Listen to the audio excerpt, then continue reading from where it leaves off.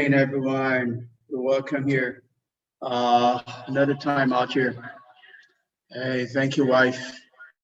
Thanks for being here. Let's take it.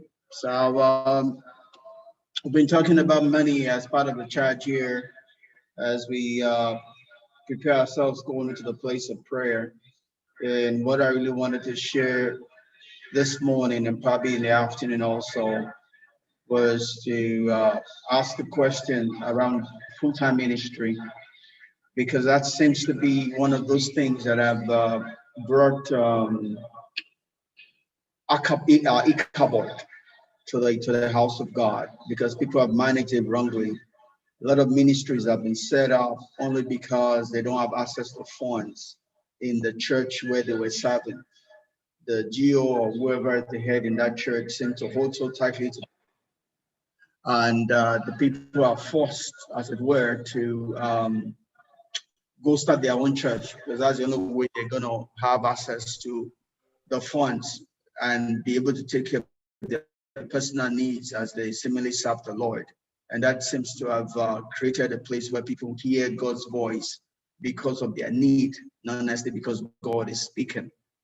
And a multitude and multiplicity of churches we have around, it's all because people want to have access to the funds. Yes, they might be anointed, but they're not necessarily called to stand out on their own in full-time ministry. There are incidents of crisis where they're coming from, and they get a vision because of the crisis, not because God has called them or God's ordination is for them to stand alone. But unfortunately, that's where we've had multiplicity of churches today, because people leave where they're coming from because they have a problem, and they're not necessarily called of God to start a ministry, but they get themselves into it all in a bid to have access to funds, but unaware that there's more to ministry than just the funds. And there we have a lot of crisis of people.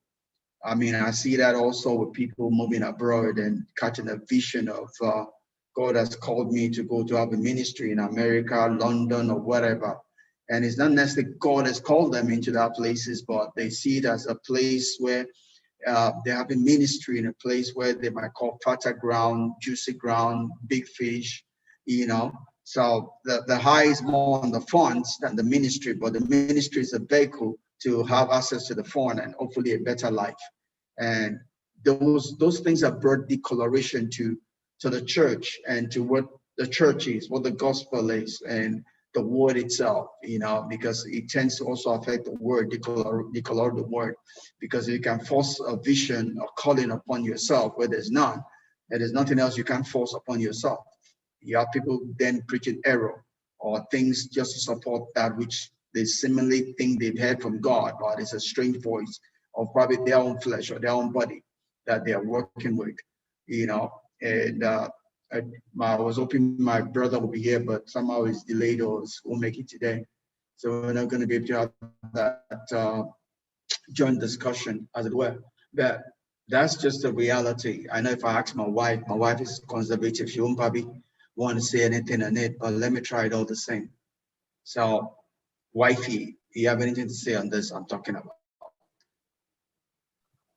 I've already said my mind. I normally stay away from this kind of discussions.